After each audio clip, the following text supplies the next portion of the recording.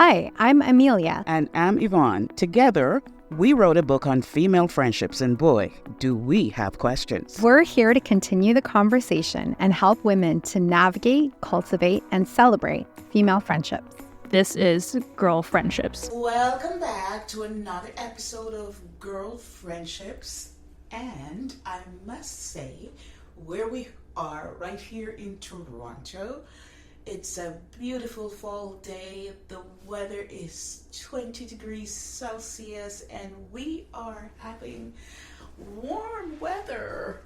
And the leaves haven't even begun to turn golden yet.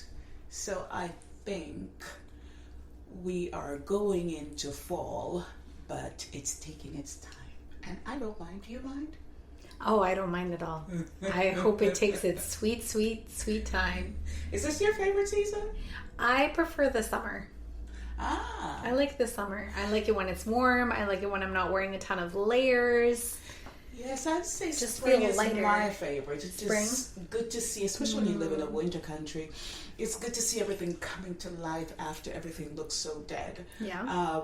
Fall is beautiful though. Like it the is. colors of It the is. trees and the gold and the oranges and all that stuff. But I have to rake leaves. Yeah. There's a big tree right in my front yard and I have to rake a lot of leaves. So that's no fun. But when the kids were young, they thought it was fun because they would just go jump in the pile of leaves and just have fun.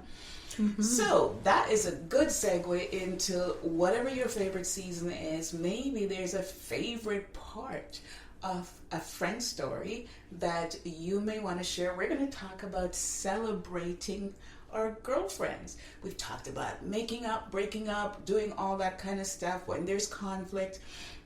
But we actually wrote this book about female friendships so we can celebrate the joy, the partnership, just celebrate women who have been there for us. They're not necessarily born into a family, some of them could be, but they just have enriched their lives. And when we wrote the book, we asked all the participants, just in case we haven't talked about this for a while, we heard from 110 women who had great stories to share about their female friendships. So one of the questions we asked them on the questionnaire is that if you could give a tribute to your friend, what would you say? And when you purchase the book, because you will see the last chapter is full of tributes. Here are some of them.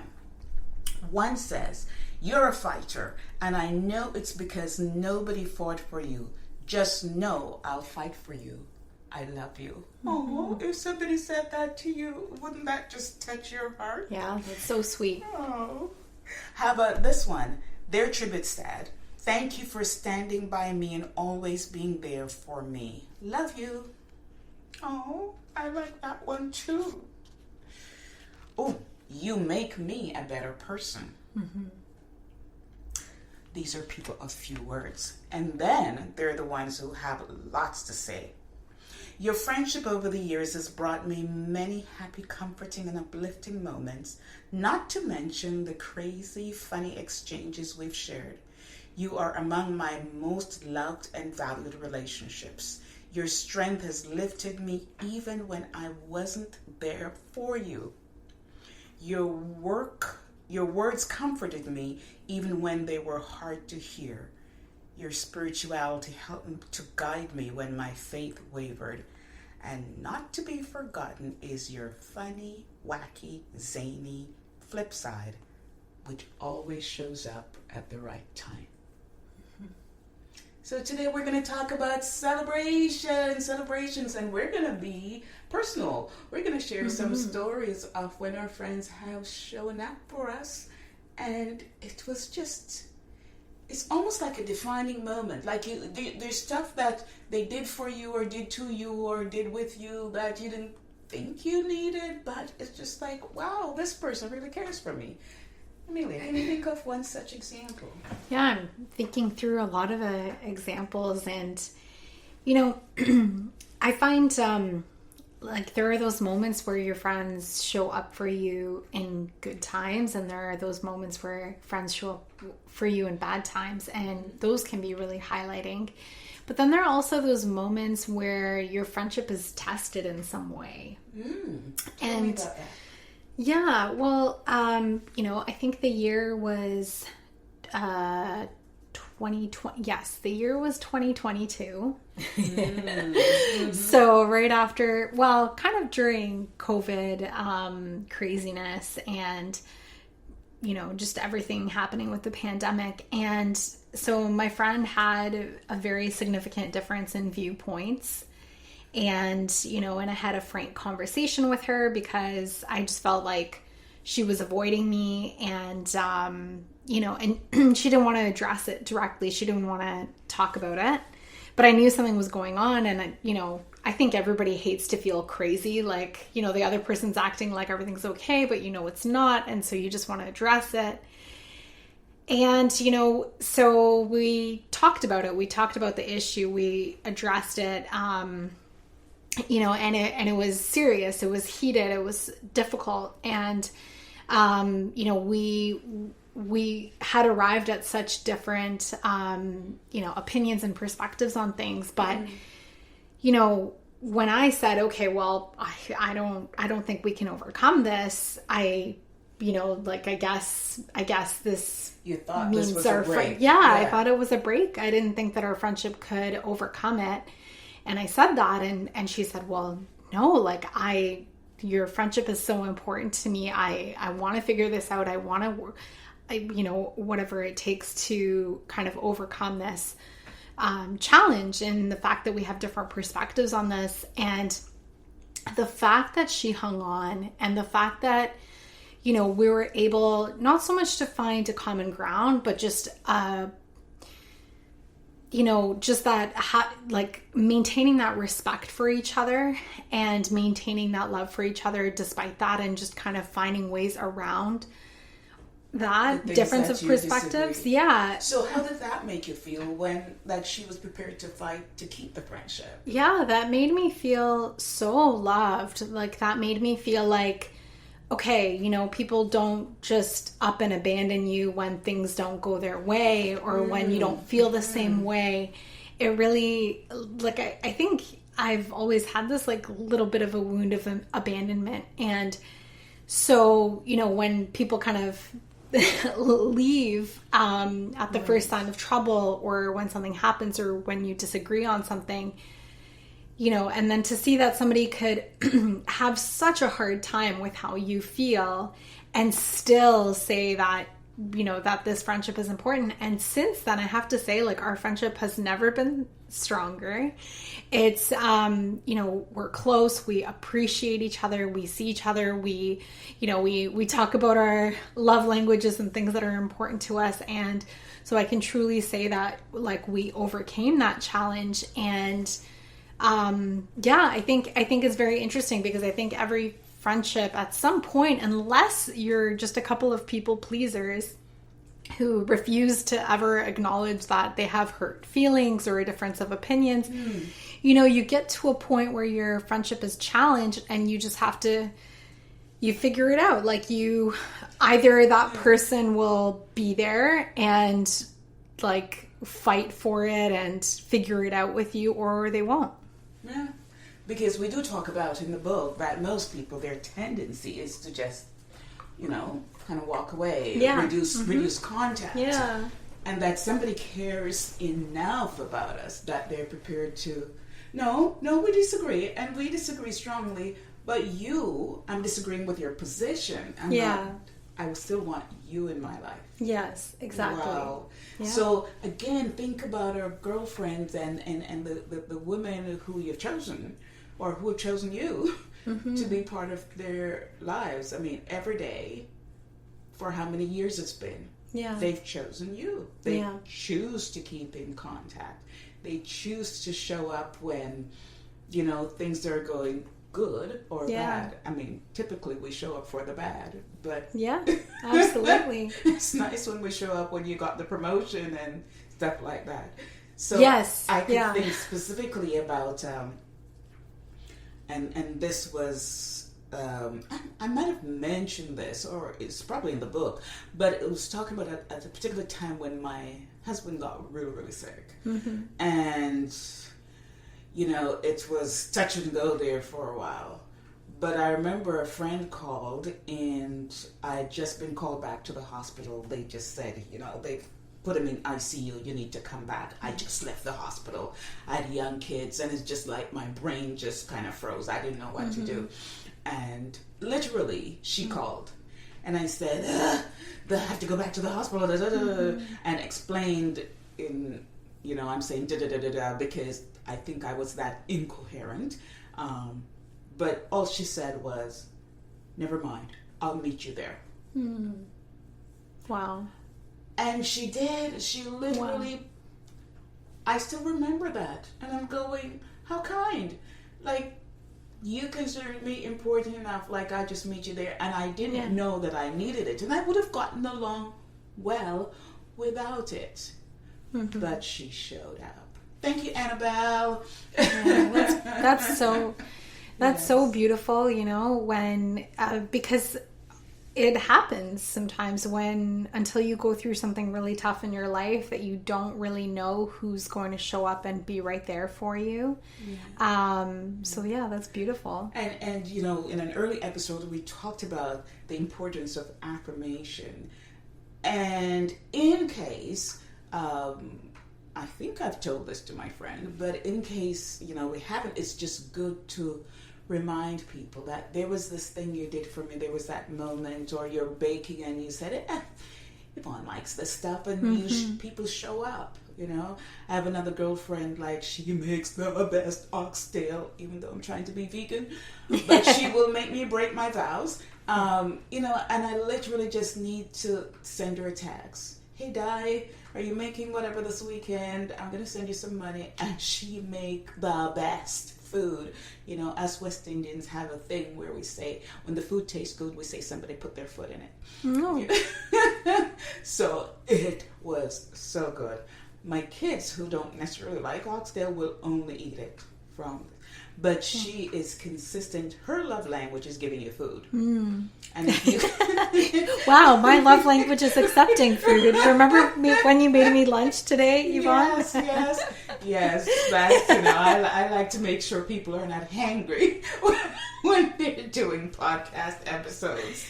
But yeah, I thought about you as you were coming over, and I'm going, Emilia is usually hungry.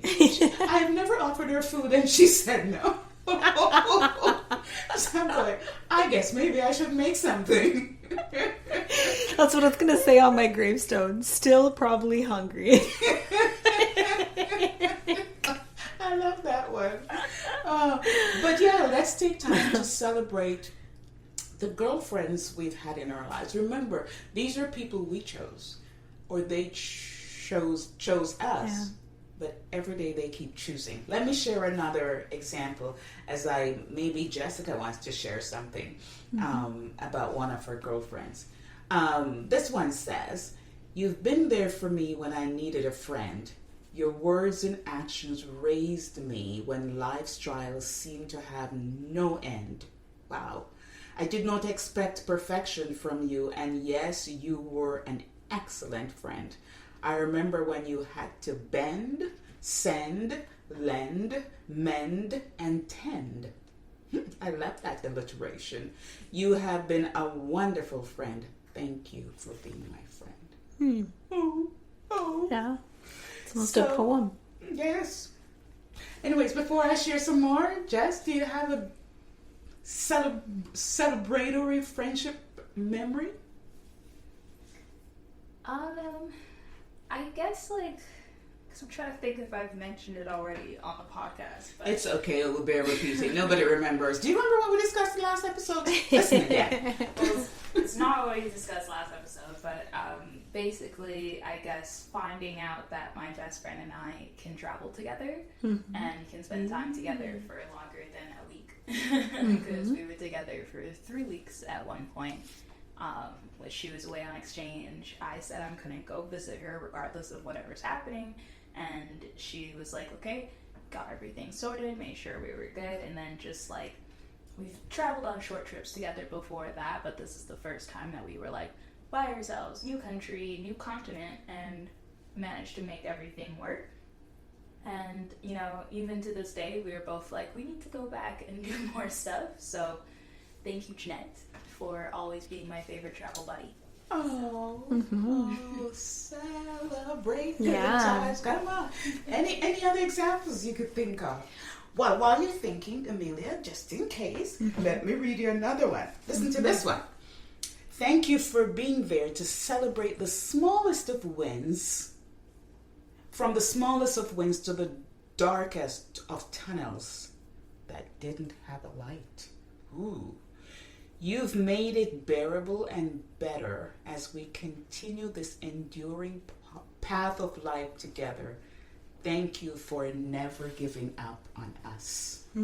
Oh, these are going to make me cry. I have another great example. Okay.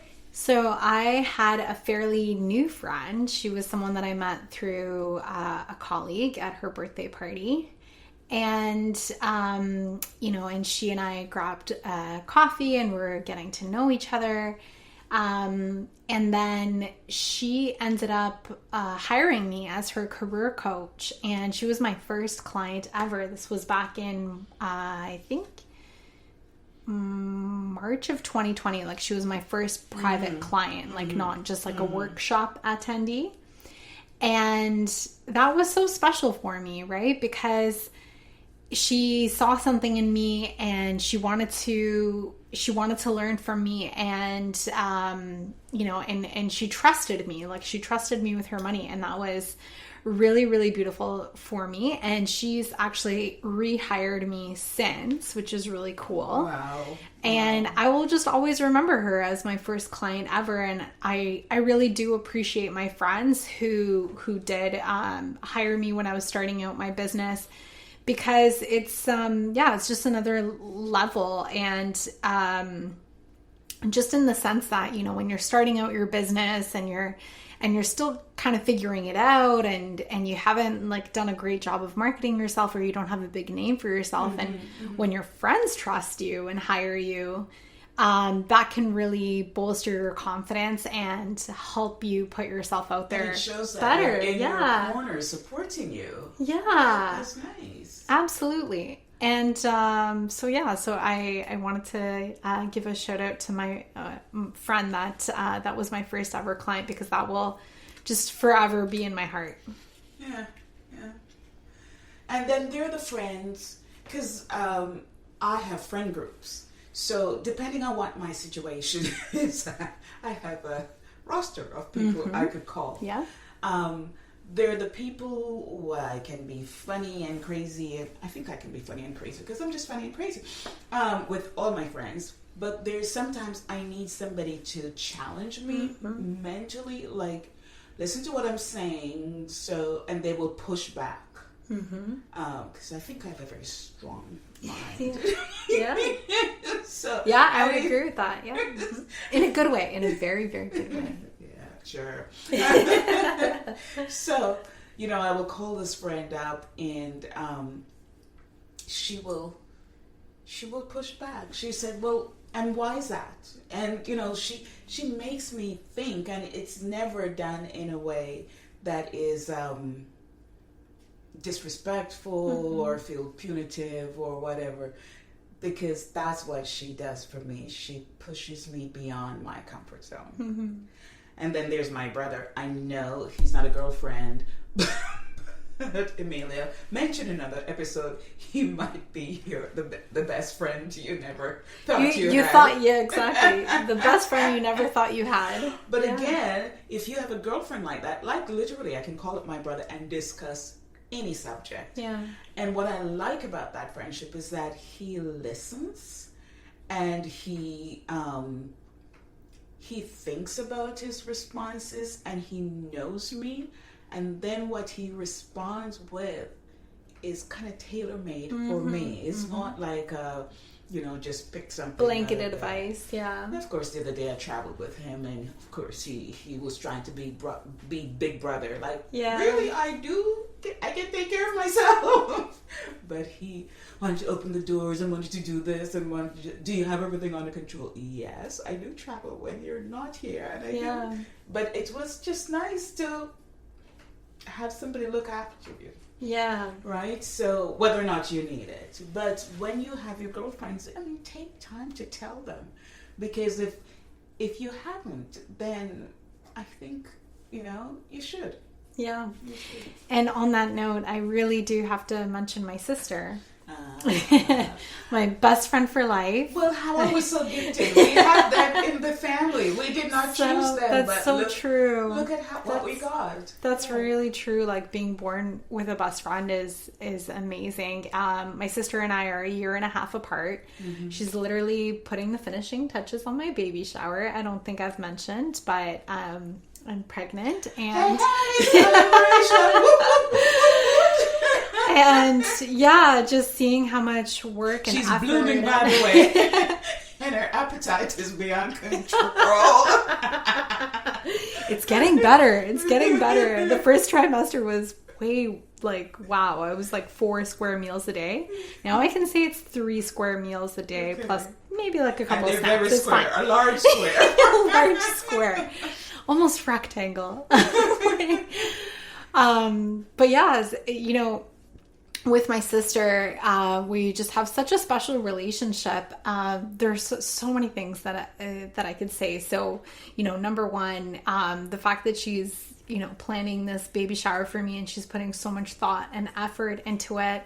It's so beautiful because I thought about it and I don't think I've ever really let anyone plan a party for me fully. Like, I think I've always been like, okay, so here's where I want to go for my birthday. Here's what I'm going to here's what we're going to do. And everyone just kind of shows up. And then even like for my bachelorette party and things like that, I was still like, okay, so this is the plan. And then everyone like showed up with decorations and cupcakes and stuff.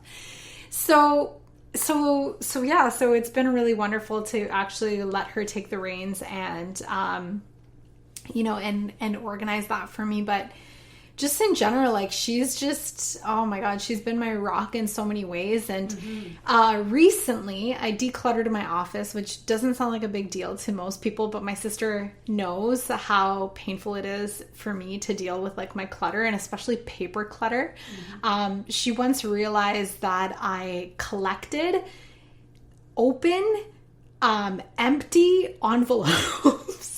And I was like, I didn't even realize that I had so many. They were basically a collection. I don't know why. It was like I would open the mail and I would put it back in the empty envelope. It was really strange. And then, and then not see it for a few months. I'm like not to say that I I take bills, right? Yeah, no, of course. Like okay. I'm never late on any bills or anything like that, but I don't know. Sometimes you get stuff and you're like, I don't know if I should keep this like MasterCard agreement or this, or I don't know, anyway. Just in case, yeah. So, just in case.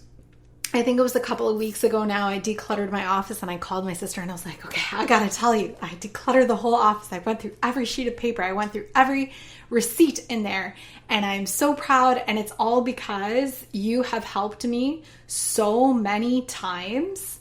You have helped me declutter so many times. You have helped me move so many times and go through my stuff and like get rid of crap, that you've just installed a more, I don't know, like compassionate, wise voice when it comes to dealing with my stuff. Mm-hmm. And I said, I could have asked you for help, but I felt very equipped thanks to how much help you've given me over the years. Yeah. Just like big, that's like so she's helped me grow as a person. Yeah. Yeah. And that's what friends do, that they chose us. Just imagine you came out of the womb and you start going through life. You could have met the person in high school, in elementary school, and there they are still by your side. Like, they're people who you meet and you feel this connection with. You know? Or the day you get home from the hospital. Yeah. The day you get home from the hospital. I'm sure there's a story there somewhere. Like when I was born, I mean. Right? Yeah. But that's it. We just wanted to not let too many episodes go by without coming back to the heart of this book. Yeah. Which is about celebrating the heady joy, the constant support that I couldn't get through life without these people. Or maybe I could, but life is so much sweeter just because you're in it. Yeah. And actually, a fun last little anecdote about my sister that I wanted to add. We were hosting a barbecue once, and she went and did the shopping for it. And she came back, and she had this like big watermelon. She's like, "Oh, I bought some watermelon because I know you love watermelon." I was like, "I've never told you I love watermelon." And she's like, "Yeah, but every time we go to someone's house and they have cut up watermelon, you're like, watermelon, yum, yum, yum, yum, yum." Yeah, it's not obvious at all. And I'm like, wow, you noticed. But that's what friends do is they notice you, they see you, they remember things, and then, and they do little things to try and make you happy. And I remember Jessica saying that in some former episode, like, she says, I can give gifts to people because I notice what they express liking for or whatever. Yeah. Sometimes those things are over my head. But I do notice sometimes. I do. I know you like food, so that's why I always make sure I have food. Yes. But yeah, paying attention is one of the best tributes we can give to our friends. Just pay attention and say, I see you. Yeah. I know you like this. And I was at the store and I thought about you. I was baking this and I thought about you. Yeah. And I thought about you. So we ended that chapter in the book with this saying, sisters from the same or another mother, we salute you for what you do every day to enrich the lives of the women you share space with. Keep loving and living with tenacious joy and feisty abandon. You inspire us to shine our lights a lot brighter. Mm-hmm. So just think, somebody is got a smile on they've got a smile on their face today because you are in their lives. You are in their lives. At one point, you made their lights shine brighter, and so we celebrate you.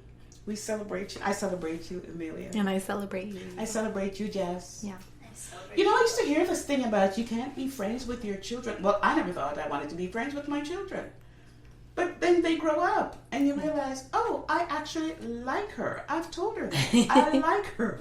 Yeah. So, beyond the, I'm her mom, like. Yeah. But who doesn't like Jess? Yeah. It's what kind of crazy like person? Yes. Yes. Even her own mom likes her. I need to feed her though. She is another one who is not pleasant when she's hungry. But I've known that about her for a long time. Yeah. So enjoy your day with your friends. Enjoy your time. Enjoy life with your friends. And if you haven't done it, tell them how much you love them being in your lives, and look for occasions to celebrate who they are. You've been listening to the Girl Friendships Podcast with Yvonne and Emilia. Thanks for listening. You can find us wherever you listen to your favorite podcast. Leave a comment, please, to let us know your thoughts. And come back next time for another episode of Girl Friendships.